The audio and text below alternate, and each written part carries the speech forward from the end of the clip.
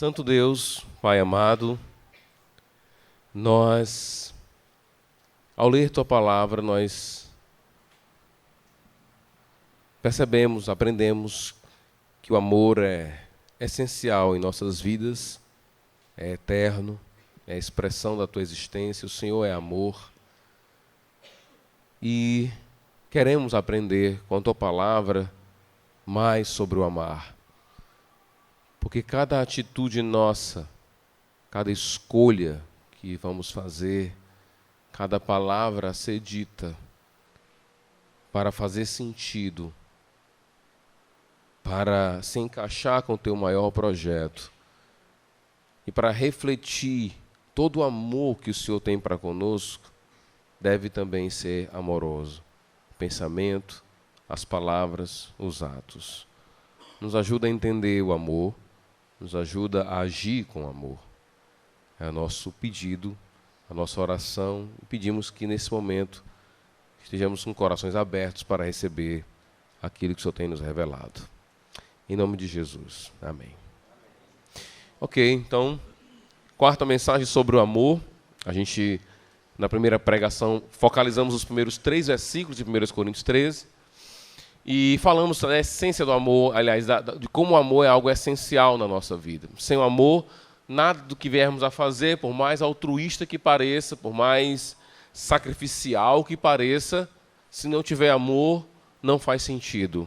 Você pode fazer grandes coisas, grandes projetos, que envolvem o mundo inteiro, que envolvem toda a sua família, que envolvem uma cidade inteira, mas se não tiver amor, Paulo diria, não vale nada. Paulo, então, na primeira parte, na sua introdução à ideia do amor, ele vai dizer até para os irmãos que não tinham compreensão correta sobre os dons, ele vai dizer, olha, eu vou mostrar para vocês um caminho sobremodo excelente, ou seja, um caminho que se sobressai a qualquer dom, a qualquer habilidade que você tenha, é o amor. E ele mostra, então, a necessidade do amor em cada atividade, em cada pensamento, em cada projeto nosso, escolha nossa. E aí, no versículo 4 até o versículo 7, até o versículo 8, vamos dizer assim, ele então passa a descrever o amor como uma pessoa. Ele é paciente, ele é bondoso, e aí ele começa uma série de negativas. O que ele não é, ou seja, a presença desses elementos indicará a ausência de amor. Se há inveja, não há amor. Se há ressentimento, não há amor. Se há orgulho e vanglória, não há amor.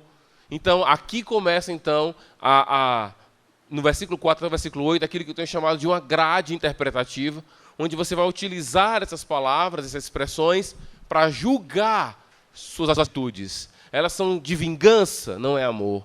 Elas procuram o bem do outro, entendendo bem como aquilo que é correto, como aquilo que é verdadeiro. Faz isso, é amor. Agora, tem inveja, então não é amor. E nós queremos, então, tratar um pouco sobre essa palavra, inveja.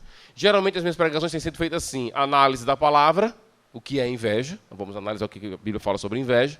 Depois, nós vamos fazer a pergunta, por que, então, eu não posso invejar? E por que as pessoas invejam? E por que nós, cristãos, não podemos invejar as pessoas? Nós temos razões suficientes para não invejar, mas também queremos entender as razões que as pessoas têm para essa postura de inveja.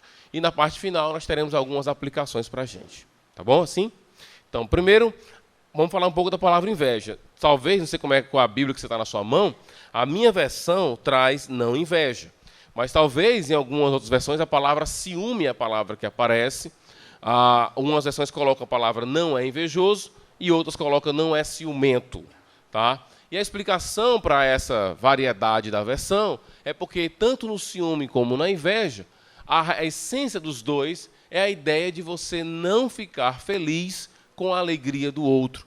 É você ficar triste, arrasado, é um tipo de desconforto, uma insatisfação, uma repulsa com o sucesso alheio. Então você vê alguém se dando bem e você se sente mal por isso. Aquilo para você é, digamos, incômodo. É como uma pedra no sapato na sua vida. Aquilo é inveja. Não é desejar a coisa do outro. E isso é outro pecado que a Bíblia chama de cobiça, quando você deseja o outro. Perceba que a inveja não é que você quer ter o que o outro tem. A inveja é você não se alegrar com o sucesso do outro. E o ciúme também tem disso. O ciúme, muitas vezes, acontece em situações em que você percebe claramente que o ciúme nada mais é do que essa ideia de você não conseguir ver o outro feliz à parte de você. Se a felicidade não está ligada a você, você fica ciumento. E o ciúme, muitas vezes, é o seguinte: como é que ela pode rir sem mim? Como é que ela pode ficar alegre com as amigas dela se eu não estou lá? Então, ciúme tem a ver com isso. Você não ficar realizado com o sucesso do outro. Na verdade, a palavra que eu escolhi aqui foi desconforto, insatisfação, um tipo de repulsa que você tem para com o outro. Aqui, na primeira carta aos Coríntios, Paulo usa essa palavra em outro momento, no capítulo 3. E ele vai ligar essa palavra à rivalidade dentro da igreja. Ele explica, então, que a infantilidade desses irmãos era revelada na rivalidade deles e na inveja deles. A inveja está muito ligada à separação, à ruptura, quebra de relacionamento. Tiago vai dizer para a gente no capítulo 3 da sua carta que ele vai ligar a palavra inveja com palavras como facção, palavras pesadas, demoníaco, humano. Ele vai então mostrar para a gente que alguém que é invejoso é alguém que traz dano, quebra, traz facção. Ele não une as pessoas, ele quebra relacionamentos. Tá? Tem vários exemplos na Bíblia sobre inveja. Geralmente, os exemplos que eu percebi são pessoas tementes a Deus sofrendo algum tipo de inveja. Foi o caso de Abel, que sofreu inveja do seu irmão. Alguns diriam também que no caso do próprio pecado do homem com respeito a Deus é um tipo de inveja, porque a proposta do diabo para o homem qual foi? Você vai ser como Deus. Você vai ser igual a ele e tal. Então ele não estava feliz com a divindade, a superioridade de Deus. Você encontra também o caso da história de José, né, que foi vendido pelos seus irmãos. Eles não conseguiam perceber que aquele menino mais novo, poxa, ele é o mais novo, cara. Ele é o mais novo. E ele, claro, com todos os erros também de Jacó em fazer aquilo, mas não justifica o ato de inveja deles, né?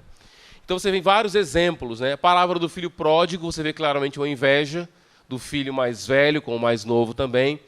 Parece que na Bíblia o mais novo sempre se dá bem, né? E o mais velho sempre se dá mal. E em todos os casos, a ideia de que o justo foi objeto da inveja das pessoas. Mas hoje eu não quero falar muito disso, eu não quero que nós sejamos, e eu acho que é o ponto de Paulo também, ele não quer que você sempre se coloque como objeto da inveja. Que geralmente é a explicação que muitas pessoas dão para a vida estar muito mal. Sabe por quê? Porque as pessoas me invejam. Entendeu? Porque eu sou muito bonito, eu sou muito... As pessoas têm inveja de mim, pastor, e por isso que a minha vida está do jeito que está agora. O meu ponto não é esse. O meu ponto aqui no texto de Paulo é o amor não inveja. Ele está querendo dizer, percebam a vida de vocês, se vocês têm sido acometidos com esse sentimento de repulsa com o sucesso do outro. Isso é importante por quê?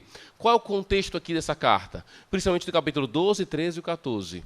É a utilização dos dons no culto público. Esse é o contexto. Muitos tinham as suas performances espirituais, talvez outros não gostavam de ver que algum irmão tinha um dom que ele não tinha. Essa ideia de você ver alguém ter uma performance que você não pode ter. E aquela performance que parece revelar algum tipo de algo superior da pessoa, e não é, na verdade, porque tudo é dado por Deus, gerava um tipo de inveja dentro da igreja. Okay? A gente vê pelo capítulo 1, 2, 3 e 4 dessa carta que havia um grupo dos de Paulo, né? Os de Pedro, a igreja estava dividida. E a divisão tinha também a sua relação com a inveja. Tá? A inveja é um dos pecados mais, assim, digamos, diria, destruidores da nossa alma. Então, analisamos um pouco a palavra, agora vamos falar um pouco por que invejamos, e a segunda, por que não podemos invejar. Por que invejamos? Primeiro, por causa do egoísmo, por causa do orgulho. Eu não vou trabalhar muito isso, porque está aqui já, quando chegar o amor não se orgulha, o amor não procura os seus próprios interesses. Okay? Mas a ideia é que quando você é orgulhoso, quando você é egoísta, você tem uma visão geralmente muito elevada de você mesmo. Isso gera um desprezo para com o outro, e é insuportável para quem é orgulhoso vê alguém numa condição melhor do que a dele. Então, o orgulho está ligado à inveja. Aliás, todos os pecados são completamente conectados um com o outro. Um é a causa do outro, muitas vezes. Um é o resultado do outro, muitas vezes. Mas a segunda causa, eu acho, que também está muito ligado a isso, é que porque o sucesso do outro é uma acusação indireta a nós, de alguma forma. É uma acusação indireta, por exemplo, do nosso fracasso. É uma acusação direta da nossa desorganização. É uma acusação indireta da nossa limitação. Quando alguém se dá bem numa coisa, é mais ou menos assim: eu me dei bem, você não se dá bem, sabe por quê? Porque você não pode. Sabe por que você não se dá bem como eu me dou bem? Porque você é um fracassado. Porque você é um desorganizado. Então, as pessoas às vezes têm inveja porque o bem do outro e o sucesso do outro acaba sendo uma pregação contra a pessoa mesma. Ela vê no sucesso do outro o seu próprio fracasso. Poxa, ele era da minha turma. Poxa, eu entrei na empresa junto com ele. Poxa, nós temos a mesma idade. E olha onde ele está, olha onde ela está. Aquilo é um tipo de... você é um fracassado. Tá? É uma declaração indireta. Talvez por isso as pessoas não fiquem felizes com o sucesso das outras. Algumas ilustrações. Você vai para a casa de uma irmã, você chega na casa da irmã, a irmã tem meninos, tem 4 meninos, tem 3 meninos pequenos, e aí você vê a casa arrumada, organizada. E você vai falar com a irmã: tudo bom, irmã? Tá, e a irmã, aí chega o filho da irmã e diz assim: mamãe, já terminei minha tarefa. Né? Aí diz: filho, agora vai comer seus legumes. Aí a menina vai comer os legumes, né? Aí outro menino: mãe, acabei de receber a ligação, eu ganhei uma medalha por causa disso aqui. Aí você olha assim: peraí, cara. Tudo aqui organizadinho, muito legal. Eu tenho um filho, ela tem 3, 4 e isso é a razão porque muitos não ficam felizes com o sucesso do outro, é porque muitas vezes isso é uma declaração indireta do tipo: será que você não está desorganizado demais, não? Outro caso, o cara chega na empresa junto com você e daqui a 3 anos ele vai te dar ordens. Ele tem, você não tem. Isso acontece com bens materiais, isso acontece com saúde, isso acontece com beleza estética, todo tipo de coisa. Você não fica feliz com aquela mulher que é muito linda porque, poxa, não dá, né, pastor? Ela é muito linda. E aquilo te causa inveja. Às vezes não é nem que você quer ser igual àquela mulher, é que você não suporta ela. Porque ela é uma declaração indireta de que esteticamente você não chega aos pés dela. Outra razão é porque muitas vezes a nossa segurança está em outro lugar e não em Deus. Essa é a razão por que as pessoas se invejam. Porque pense na pessoa que a inveja outra por uma questão estética, por uma questão financeira, por uma questão de capacidade. Essa pessoa está segura aonde? Em coisas passageiras. Se ela se assegurar em Deus, a inveja não vai dominá-la. Então, para mim, a razão é essa. Tem a ver com orgulho, tem a ver com egoísmo, um mundo centrado em si mesmo, e aí você começa a não conseguir ver o sucesso do outro. A não ser que esse outro esteja longe de você, porque você consegue admirar quem está longe. Até um dia desse eu coloquei no Face, né? Há uma diferença entre admiração e inveja. Às vezes a gente admira muitas pessoas, mas quem você admira? Quem está perto ou quem está longe? Geralmente é quem está longe. Não tem como você comparar aqui pertinho de você. E por que não podemos invejar? Primeira razão, porque quando nós invejamos, ou até temos ciúmes, até aplicando outra versão, nós tratamos os outros como objetos da nossa vida, não como pessoas. Quando eu invejo alguém, ou quando eu tenho ciúme de alguém, eu estou tratando aquela pessoa como objeto da minha vida. Então vamos lá, eu criei aqui 2 situações. Você liga para a sua namorada, para o seu namorado, para o seu marido, você coloca aí na sua situação, tá? O seu status lá, qual é? De namorado, de casado, você coloca na sua situação. Pastor, eu sou solteiro, eu tenho uma para você depois. Então você liga para o seu namorado, sei lá, e escuta um som lá no fundo, altas gargalhadas, todo mundo, se acabando de rir, tu. Aí você pergunta, peraí, o que é isso? Não, é uma turma minha que veio do colégio aqui, a gente está aqui tudo curtindo aqui. Mozão, eu vou ter que desligar porque a galera está me chamando aqui, eu vou ter que curtir. Vamos logo, não sei o quê, kkkk. Começa a rir, aí você desliga. Aí você fica, peraí. Você sente mal com aquilo. Por quê? Pode ser, você vai colocar uma palavra bonita nisso. Você vai dizer assim, eu estou com cuidado com a minha amada, eu estou com cuidado com o meu amado. Mas muitas vezes não é isso, é ciúme. E você está usando, no final das contas, a sua esposa, seu namorado, sua namorada, como um objeto do seu prazer e exclusivo. Ai dela e ai dele, se vierem a ficarem felizes se eu não estiver no contexto. Eu tenho que estar lá, porque se eu não estiver feliz, ela é objeto do meu prazer, só meu. Ninguém pode rir com ela, ninguém pode se alegrar com ela, ninguém pode estar junto dela e ali, e eu não estar presente e ficar feliz ao mesmo tempo. Você abre o Facebook, ou então o seu WhatsApp, né? E encontra o que a gente encontra várias vezes no Facebook, pessoas fazendo propaganda da sua alegria, da sua felicidade, não é assim? Facebook é uma forma de você dizer assim, eu sou feliz. Não é? Uma forma de você dizer, eu estou bem. Né? E para o invejoso não há nada pior do que você ver alguém bem. Então você abre o Facebook para muita gente, aquela curtida ali é falsa. Aquela curtida ali é, que droga. Ele foi ou não fui. Entendeu? Poxa, como ela está bem. Entendeu? Ou, poxa, não acredito que ele conseguiu emprego. Curte lá. Ok? Ele pode, eu não posso. Que droga, né? Ele comprou, eu não comprei. Então você vê a propaganda de alegria e fica triste. Na verdade, isso é tratar as pessoas como objeto da sua própria alegria.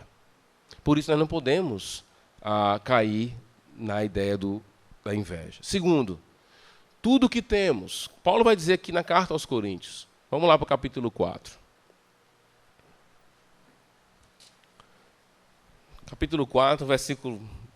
Já tenho lido aqui algumas vezes para vocês, mas de extrema importância. Ele vai dizer assim, capítulo 4, de 1 Coríntios ainda. Versículo 7, ele vai dizer, pois, quem torna você diferente de qualquer outra pessoa? O que você tem que não tem recebido? E se recebeu, por que se orgulha, como se assim não fosse? Paulo está dizendo assim, você é diferente de outro? É. Sabe por quê? Porque Deus fez assim. É isso que alguns sistemas políticos não entendem. Eles querem que todo mundo seja igual. Ninguém é igual porque Deus nos fez diferentes. Tá? E essa diferença foi estabelecida pelo próprio Deus. Então a razão que eu não posso invejar é que quando aquele irmão tem certa habilidade, eu tenho que reconhecer que aquilo foi dado por Deus a ele. Então, nesse sentido, nós não podemos ser invejosos, porque muitas vezes a inveja nada mais é do que uma revolta contra o Criador. Afinal de contas, de onde vem a beleza daquele cara? Lembra que eu falei, lembro aqui de um cara que era irritante para mim, que era o Paulinho, o da rua? Poxa, o cara era bonito, rico, não malhava, mas era forte. Irritante. Irritante com respeito a quem? Quem foi que criou ele? Quem foi que deu tudo aquilo para ele? Foi Deus, cara. Então, muitas vezes nós invejamos, na verdade, é uma declaração de revolta contra o Criador. Deus, sim, deu habilidades para uns que não deu para outros. Você pode tocar muito bem o instrumento, mas você não é Mozart. Tá? Você não vai deixar de tocar o instrumento porque você não é Mozart. Você vai continuar tocando. E vai ficar feliz pelo outro, que é muito melhor do que você. Mas a inveja não faz sentido para nós, porque é Deus quem faz a diferença. É Deus quem nos diferencia um do outro. É Deus que deu habilidade, beleza para aquela pessoa estética e deu para você outras coisas. Às vezes parece que a matemática do Senhor não bateu para você. Você diz, peraí, o pacote melhor ficou com ela? Ou ficou com ele? Ele ficou com o pacote da riqueza e da beleza, eu fiquei com do pacote do gente boa, eu queria outra coisa, entendeu? Então, o que eu estou querendo dizer para você é, terceira razão, aliás, segunda razão, não faz sentido você invejar porque as diferenças são estabelecidas pelo próprio Deus. A inveja não deixa de ser uma revolta contra o Criador. Deus nos escolheu, Deus escolheu a gente e nos deu capacidades, como Paulo vai dizer em 1 Coríntios 12, o Espírito Santo distribuiu seus dons como ele quis. E ele deu para você isso e não deu isso. E você deveria, então, observar essa variedade de ação do Senhor e entender a graça do Senhor em tudo isso. Aquele que tem muito, e aqui não é o ponto nosso aqui, o ponto nosso é aquele que tem inveja de quem tem. Ele também não pode se gloriar. De um lado você tem alguém que não pode se gloriar, do outro lado você tem alguém que não pode invejar. Porque o ato é de Deus. A escolha foi do Senhor. Terceira, e eu quero que vocês abram aí em Tiago, capítulo 3. Aqui eu quero 2 textos bem legais sobre... Quando eu digo legal é porque eles falam a verdade, né? Porque é pesado. Tiago, capítulo 3. Por que não invejar? Capítulo 3, versículo 13. Olha o que Tiago vai dizer aqui, gente. Quem é sábio e tem entendimento entre vocês? Que o demonstre por seu bom procedimento, mediante obras praticadas com a humildade que provém da sabedoria. Contudo, se vocês abrigam no coração inveja amarga, tá vendo? Ele faz uma ligação entre a amargura e a inveja. E a ambição egoísta, não se gloriem disso. Nem neguem a verdade. Esse tipo de sabedoria, entre aspas, não vem dos céus, mas é terrena. Não é espiritual, mas é demoníaco, é do diabo. Pois onde há inveja e ambição egoísta, aí há confusão e toda espécie de mal.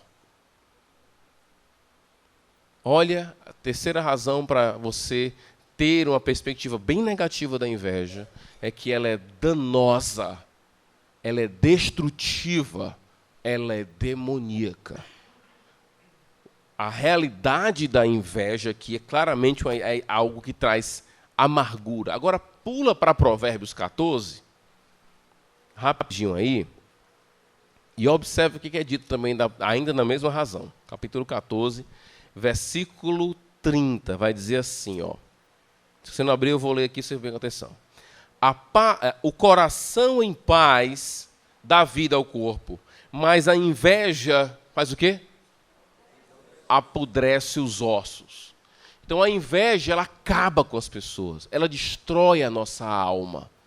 Tá? Então ela é danosa, ela é ligada com facção, ela é ligada com amargura, ela é ligada com podridão. Quem é invejoso, né, ele destrói a si mesmo, porque ele não consegue ter prazer. Ele pode ter muita coisa, é um ponto. O invejoso não consegue desfrutar do que tem, ele só vê o que não tem. O corpo daquela mulher que você queria ter e que não tem. Não, você não queria ter, você ficou triste por ela ter. Esse é o ponto. Que a ideia é mais ou menos assim, ó. Eu e o Hércules trabalhamos na empresa e eu ganho R$10, ele ganha R$10. Certo? Aí o patrão diz assim, você quer o quê, Hércules? Romo, você quer o quê? Você quer ganhar 15 e o Hércules 15? Ou você quer ganhar 12 e o Hércules continuar com 10? Eu quero ganhar 12 e o Hércules vai ficar com 10. Porque o meu ponto é não ver ele melhor do que eu. Se quiser me baixar o meu para 9 e o dele para 8, também eu aceito. O importante é que ele não se sobressaia a mim, porque eu não consigo ver ele bem. Esse tipo de coisa existe na igreja? Sim. Não é à toa que Paulo escolheu essa palavra para cá. Existe inclusive no exercício dos dons dentro da igreja. Isso acaba com a igreja. É danoso, acaba com a alma da pessoa, acalma, porque ela não consegue desfrutar do que tem. Ela não consegue ter desfrute do que tem. Tem uma parábola que eu tenho compartilhado com vocês várias vezes aqui, porque foi uma parábola que me ajudou muito a entender a soberania de Deus. E a ideia da graça, da justiça, que é a parábola dos trabalhadores da vinha. Lembra aquela parábola lá?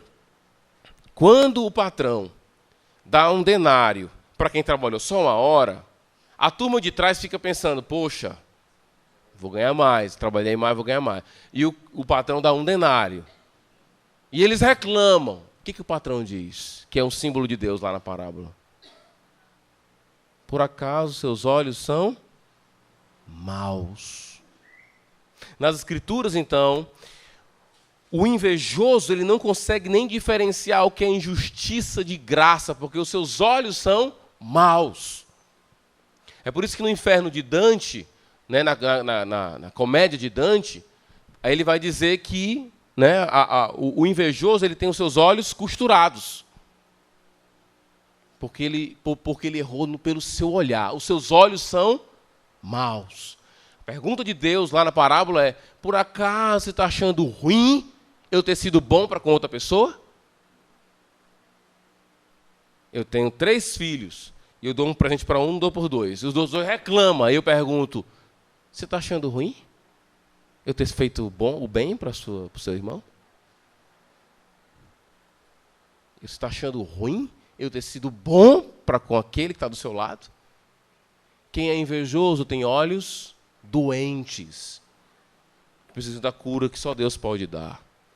E como eu acabei de dizer também, 1 Coríntios 3, vai falar da divisão que ela gera. Então, terceira razão para não sermos invejosos é: a inveja é danosa para a nossa alma, é danosa para nossas relações. E quarto, o nosso prazer está em Deus. Observe, lá na parábola do filho pródigo, a inveja do irmão mais velho. O que ele diz para o irmão mais velho? Para o pai dele? Depois de tudo resolvido, o irmão mais novo volta, Aí o que ele diz para o pai dele? Eu sempre estive contigo, fiz todas as coisas. Ele não tinha prazer no pai dele. Por isso a vinda do irmão dele era incômoda. Tudo que ele fazia para o pai dele era para ter um prazer fora do pai dele. Eu faço para o senhor, mas eu não quero ter prazer com o senhor, não. A alegria do pai dele não era a alegria dele. Quem é invejoso não tem alegria em Deus.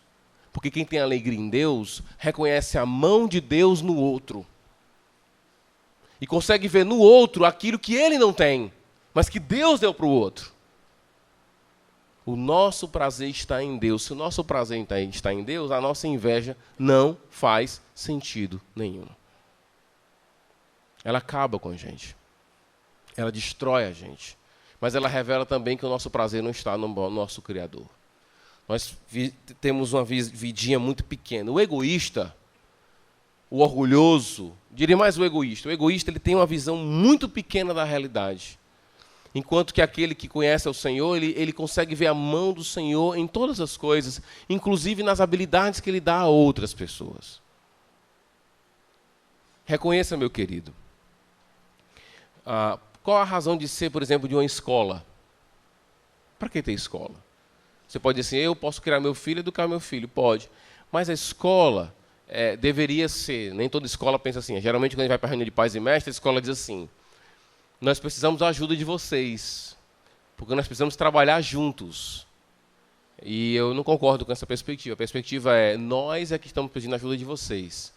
Vocês não podem pedir a nossa ajuda. Quando eu coloco meu filho na escola, eu estou querendo dizer o quê? Eu não tenho habilidade para dar aula de matemática.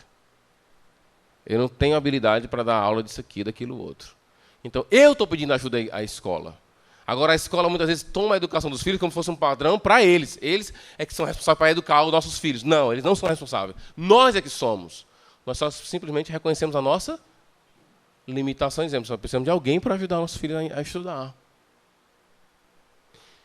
A gente tem que observar isso, ver que tem pessoas que têm habilidades que nós não temos e nos apropriar disso como bênção de Deus. Que bom que Deus deu um dom para a música para algumas pessoas, para mim poder ouvir música lá em casa. Em vez de ficar invejando a habilidade do músico, eu vou curtir a música. Em vez de ficar, digamos assim, chateado, indignado, né, com a habilidade e o sucesso de alguém, eu aproveitar daquilo. Porque certamente quando Deus deu uma habilidade para uma pessoa, Ele não está pensando somente naquela pessoa, Ele está pensando naqueles que estão ao redor. É um ato de bondade de Deus para conosco. Então, se o nosso prazer está em Deus, nós não caímos nesse erro danoso da inveja. E se caso existe inveja, Paulo diria: está com inveja? Isso não é amor. Porque a inveja, como todas as palavras colocadas lá, são palavras que focalizam sempre a pessoa, sempre vão alimentar o orgulho e o egoísmo. E nós queremos amar as pessoas e não ter inveja dessas pessoas. Então, a inveja acaba sendo uma marca muito forte do impiedoso e do descrente. Pode observar, Caim é invejoso. Os amigos de Daniel, quando viram Daniel, não conseguiam conviver com o sucesso dele, armaram contra ele para ele cair na cova dos leões. Então, acaba que a inveja é uma marca do incrédulo, aquele que tem uma vida pequena e que não consegue ver a vida à luz da realidade eterna de Deus. Mas quem entende quem Deus é, e entende que o nosso prazer está nele, está tranquilo. Sabe? Alguém pode comprar um carro muito bom e você ficar tranquilo. É aquilo, a inveja é o contrário do que Paulo diz em Romanos capítulo 12. Que ele vai dizer que eu tenho que me alegrar com os que se alegram e ficar triste com os que ficam tristes. A gente fica triste com os que ficam tristes com muita facilidade, mas se alegrar com os que se alegram é a parte mais complicada da coisa. Tá? E não ache que aquilo, realmente, em alguns casos, quando você vai para o caso que você teve, você vai para a casa de uma pessoa e você vê toda uma vida equilibrada. Pode ser que aquilo é uma declaração da sua incompetência. Pode ser mesmo. Mas veja isso como uma bênção. E não como algo que você não vai se sentir bem. E tem outra coisa. Aquela vida daquela pessoa tem variações que a sua não tem. Então fique feliz pela pessoa e não se sinta mal pelo sucesso dela. Então, esse é o que eu tinha que dizer. Agora vamos trazer aqui algumas aplicações para a nossa vida. Então, a primeira aplicação que eu tenho para vocês é uma pergunta. Certamente não. Provavelmente, pode existir uma pessoa na sua vida, no seu ciclo de amizade, que você não suporta. Você não aguenta. Não suporta nem a voz. Entendeu? O jeito de falar. Se essa pessoa te incomoda tanto, pode ser inveja. Eu digo pode porque certamente você pode dar outros nomes para isso. Você pode dizer, não, pastor, é porque é uma pessoa que já fez isso contra mim, vai dar uma série de explicações. Mas você pode dizer assim, não é inveja, porque eu tenho cuidado. Ou não é inveja, é justiça. O que eu acho que você tem que pensar que se existem pessoas que te incomodam, há uma probabilidade daquilo ser inveja. Enquanto você não reconhecer isso, você não vai estar salvo dessa situação, porque o passo inicial é sempre a confissão do pecado. Então, se você tem um problema com o sucesso de outra pessoa, se a voz daquela pessoa te incomoda, se alguma coisa daquela pessoa te incomoda, pode ser que seja algum nível de inveja que você tenha naquela pessoa. Pode ser, pode ter outra explicação, mas pode ser. Né? Na minha vida, às vezes, eu tinha... eu não quero me usar como parâmetro, mas é só como exemplo do que aconteceu comigo. Tanto positivo como negativo.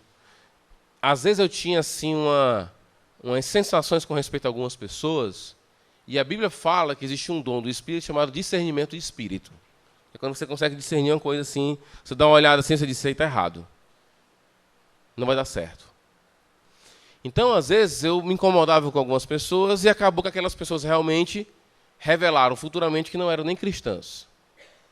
Eu entendi que Deus estava me policiando, dizendo, cuidado com fulano, cuidado com cicrano, que aquele pessoa ali é assim, assim, assado. Pode ser. Mas em outros casos, eu percebi que o meu incômodo não era discernimento de espírito. Era inveja. Tá? Porque a inveja sempre... Deus, ele humilha a gente em que sentido? Ele pega alguém... Eu tenho 39 anos. Ele pega alguém com 21 anos e dá todas as habilidades que eu consegui com meus 39 anos de idade, ele joga tudo em cima de um cara de 21 anos. E dá a oportunidade para essa pessoa que nunca deu para mim nem para outra pessoa. Isso não é discernimento de espírito, isso é inveja. Então você tem que entender que às vezes a pessoa te irrita porque o sucesso dela para você é insuportável. E isso eu quero dizer, meu irmão, vai acabar com você. Se liberte disso, aceite, receba a bênção, né? e bola para frente. Confesse seu pecado também. Segunda aplicação. Inveja explica muita divisão na igreja. A gente tem que ter muito cuidado quando a gente for tomar decisões na nossa igreja. Não sermos muito passionais, sabe? Escolher as pessoas que você gosta. A gente tem que trabalhar com o que é correto. Então, muito cuidado para não cair no erro da igreja de Corinto, né?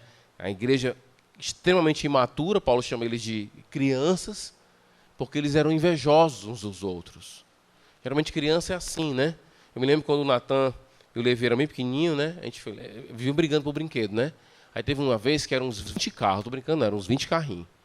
Aí eu falei assim, não, acho que era o número ímpar, que não deu para dividir igual. Aí um ficou tipo com 11 e o outro ficou com 10. Aí um fica rodeando para o 11º do outro e não para os 10 que tinha. Mas ele tem 11. Como é que pode um negócio desse? Então, isso gera divisão. Ao invés de estarem brincando todos juntos, estavam brigando agora por causa de um carro, sendo que cada um tinha no mínimo 10. Dava para até dizer assim, ó, vamos pegar esse 11º e colocar aqui do lado. Mas a divisão muitas vezes é gerada por isso.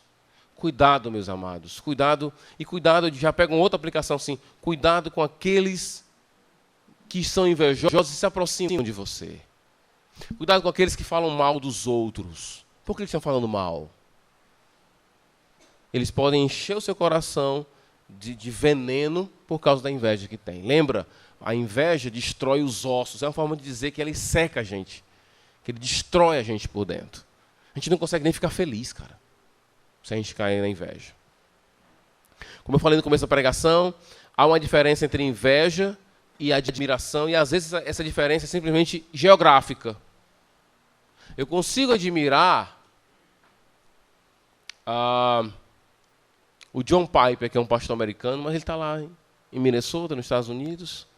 Mas o pastor que mora aqui na cidade vizinha, ou o pastor da igreja aqui de Aquiraz, de outra igreja de Aquiraz, é mais difícil admirar.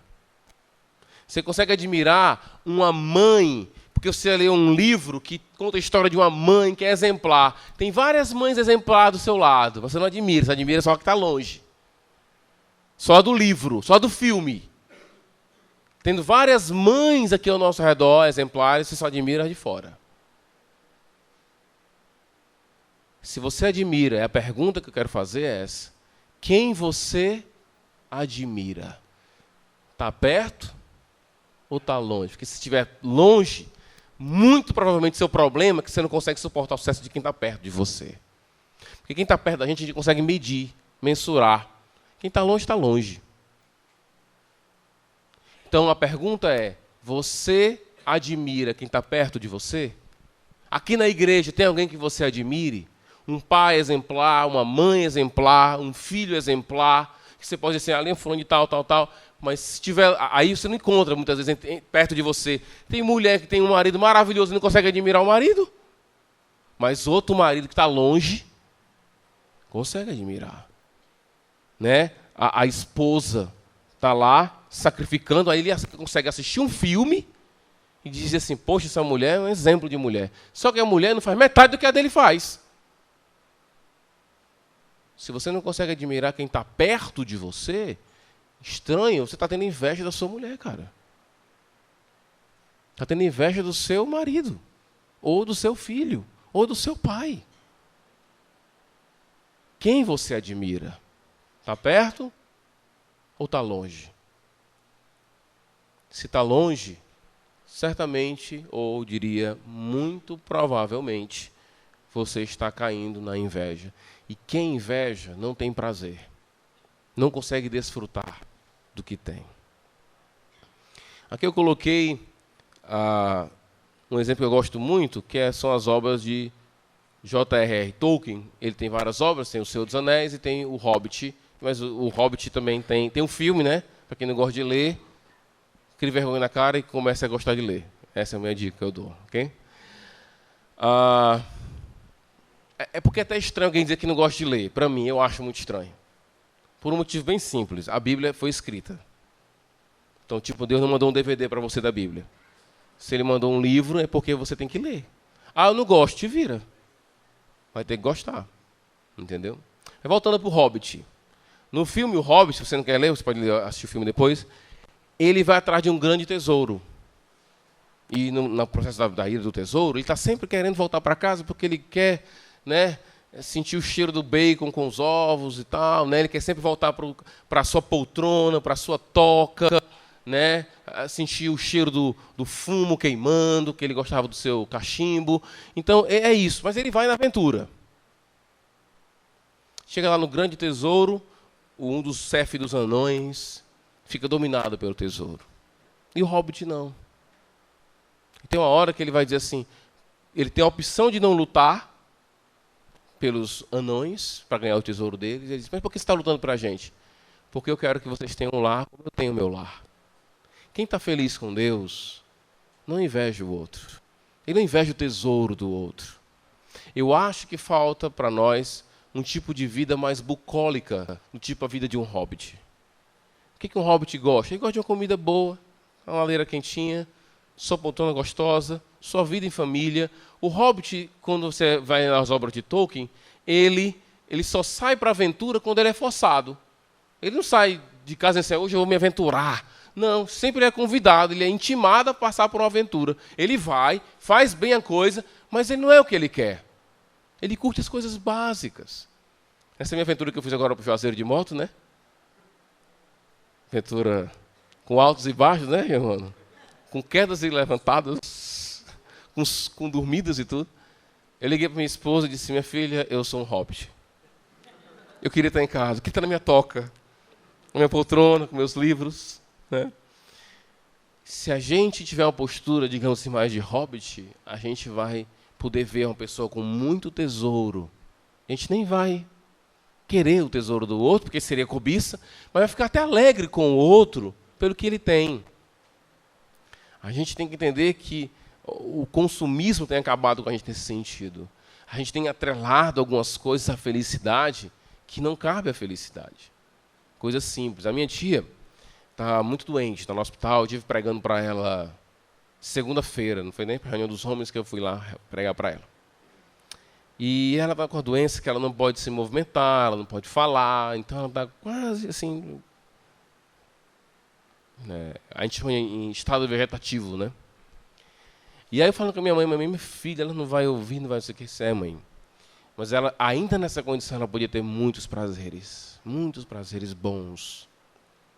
Primeiro, ter Deus, né? Ter o Senhor. Aí a gente podia ir lá, ler a palavra e ela ia se deleitar.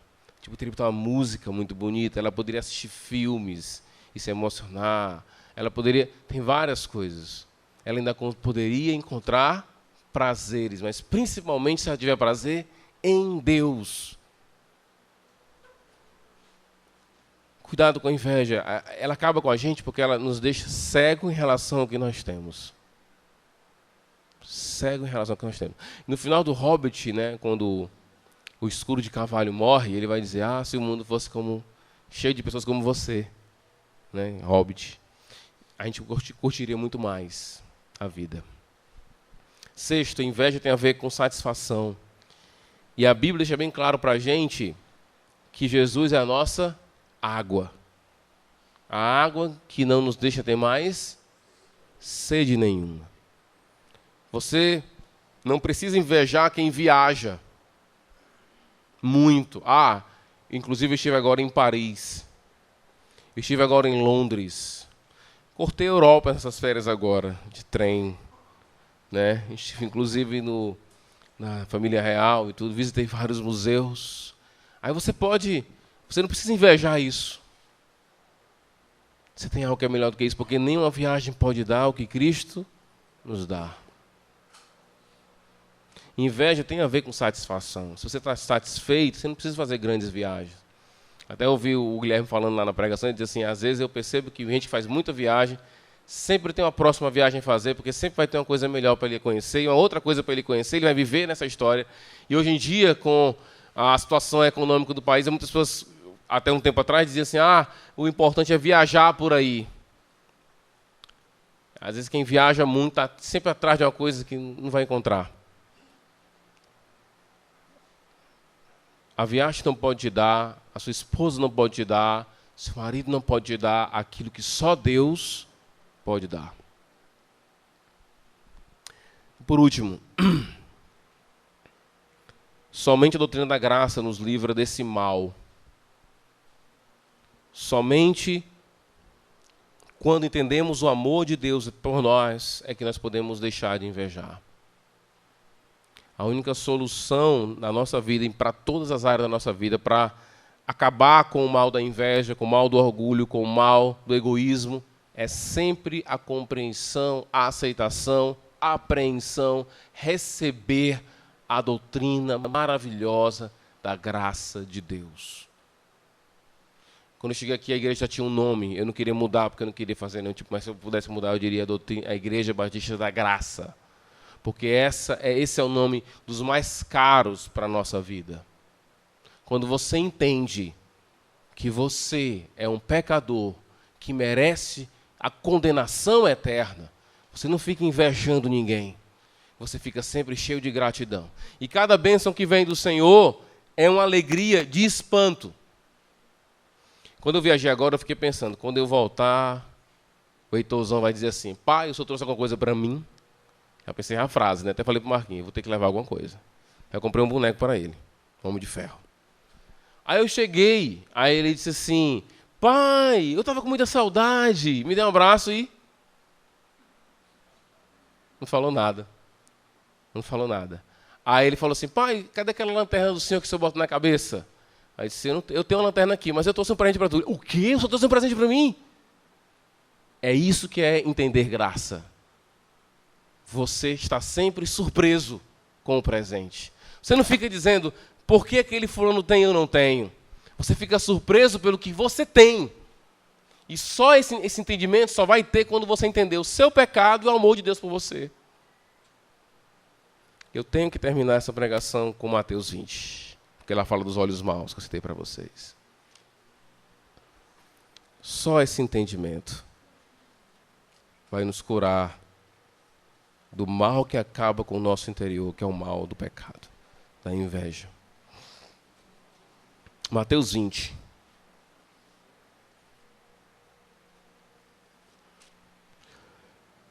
Versículo 1. Pois o reino dos céus é como um proprietário que saiu de manhã cedo para contratar trabalhadores para a sua vinha. Ele combinou pagar-lhes 1 denário pelo dia e mandou-os para a sua vinha. Por volta das 9 horas da manhã, ele saiu e viu outros que estavam desocupados na praça e lhe disse, vão também trabalhar na vinha e eu lhes pagarei o que for justo. E eles foram. Saindo outra vez por volta do meio-dia, e das 3 horas da tarde, fez a mesma coisa. Saindo por volta das 5 horas da tarde, encontrou ainda outros que estavam desocupados e perguntou, por que vocês não estiveram aqui? Vocês estiveram aqui desocupados o dia todo? Porque ninguém nos contratou, responderam eles. Ele lhe disse, vão vocês também trabalhar na vinha. Ao cair da tarde, o dono da vinha disse ao seu administrador, chame os trabalhadores e pague-lhes o salário, começando com os últimos contratados e terminando com os primeiros. Então, a parábola, para quem nunca ouviu, é muito clara. Um trabalhador chama alguém, uns trabalham o dia inteiro, outros trabalham meio-dia, outros trabalham 1 hora, chega ali no final do dia. E na hora de pagar, ele começa com aqueles que trabalharam menos. Isso já é para gerar expectativa nos outros.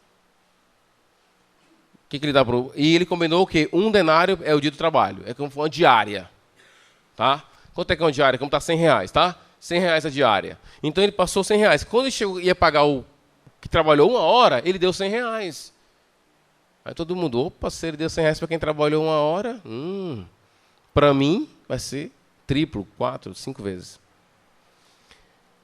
Vieram os trabalhadores contratados por volta das 5 horas da tarde, e cada um recebeu 1 denário. Quando vieram os que tinham sido contratados primeiro, esperavam receber mais. Mas cada um deles também recebeu 1 denário.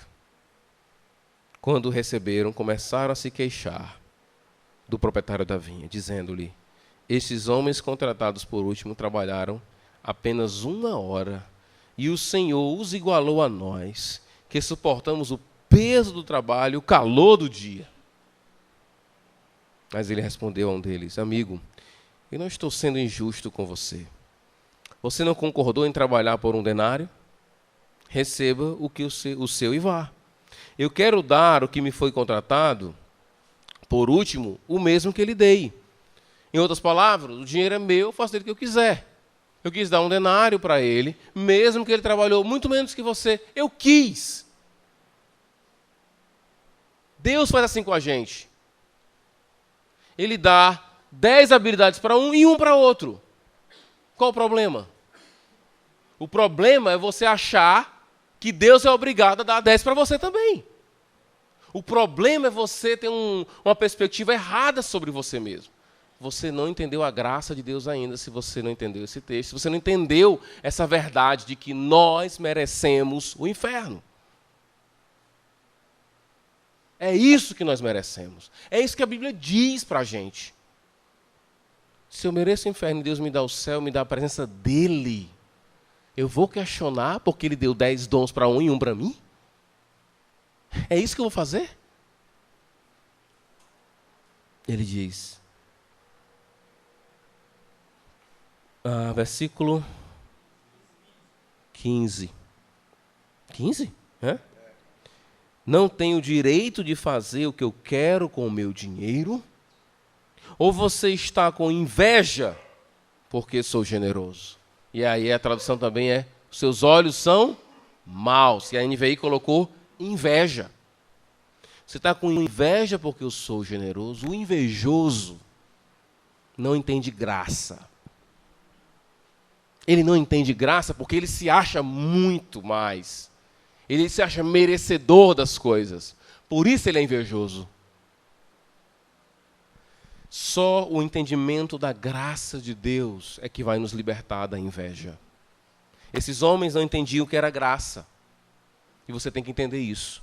Deus existe, Ele é soberano, Ele dá aos filhos dele o que Ele quer dar. E essa diferença, ninguém vai forçar o outro, não. Porque parte dessa ideologia que está na cabeça de muita gente aqui no Brasil, de que todo mundo tem que ser igual, não está nas Escrituras. Deus nos fez diferentes, com habilidades diferentes. Na parábola do talento, Ele deu 5 para 1, 2 para 1 e 1 para 1.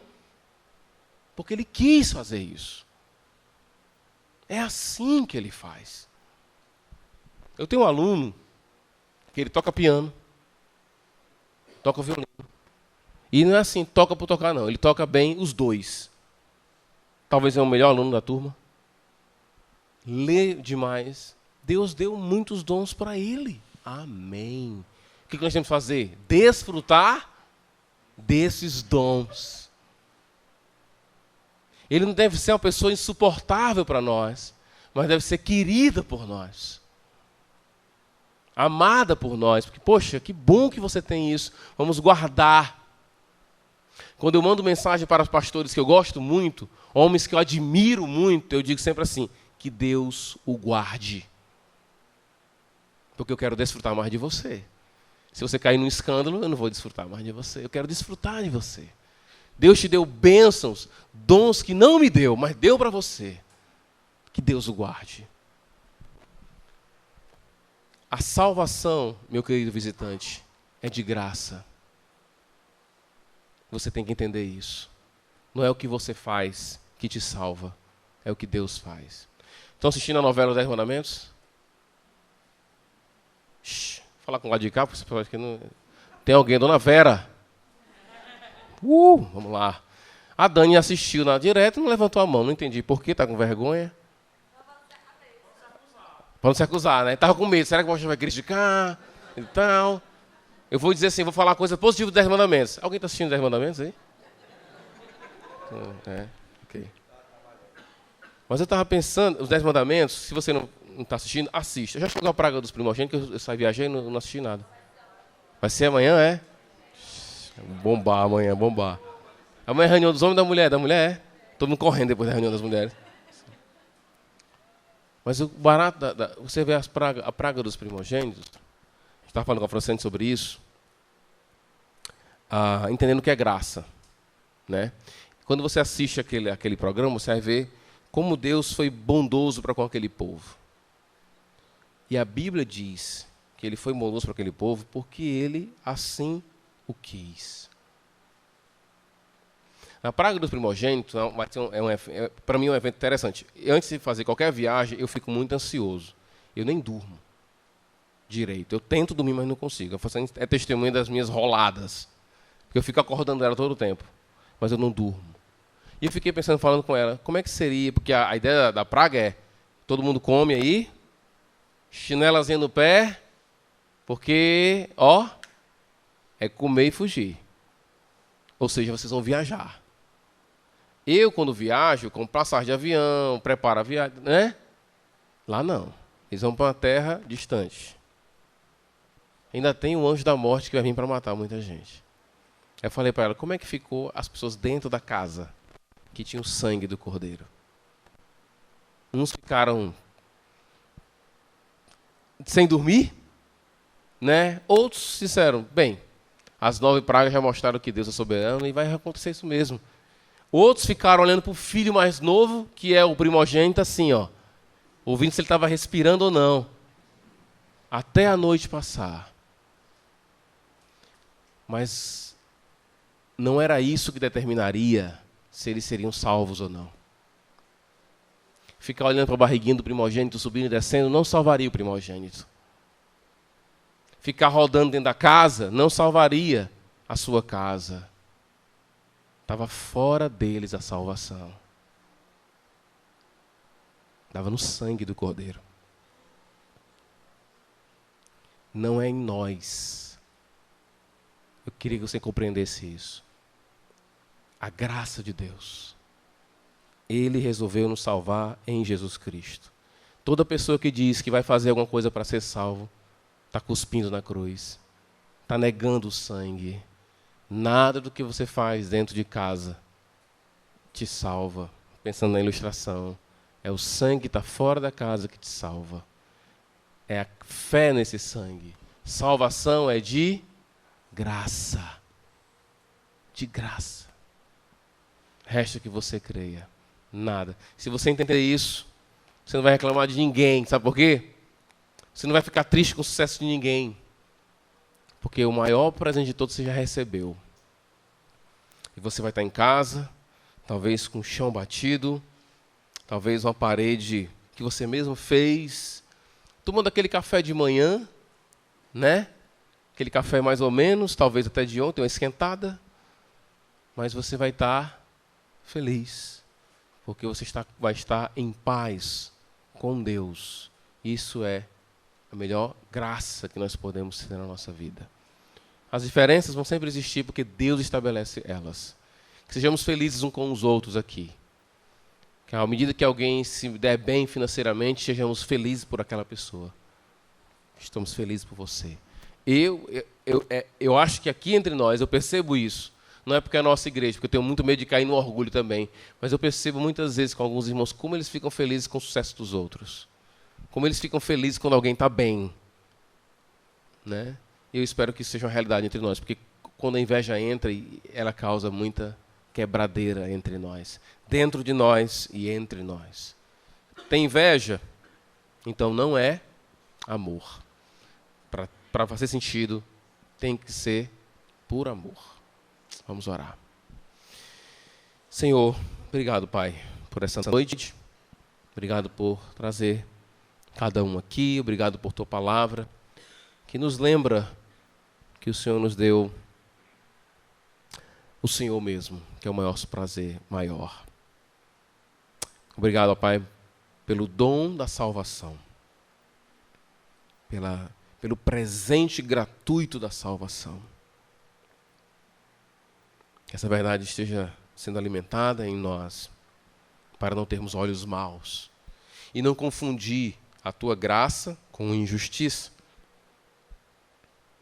mas poder ver a Tua graça nos outros e se alegrar por Tua graça no nosso próximo, pela habilidade que o Senhor deu ao próximo, e termos uma vida de desfrute, sempre conectar aquilo que o Senhor tem feito de bom para com os outros, entendendo que também há uma bondade para conosco.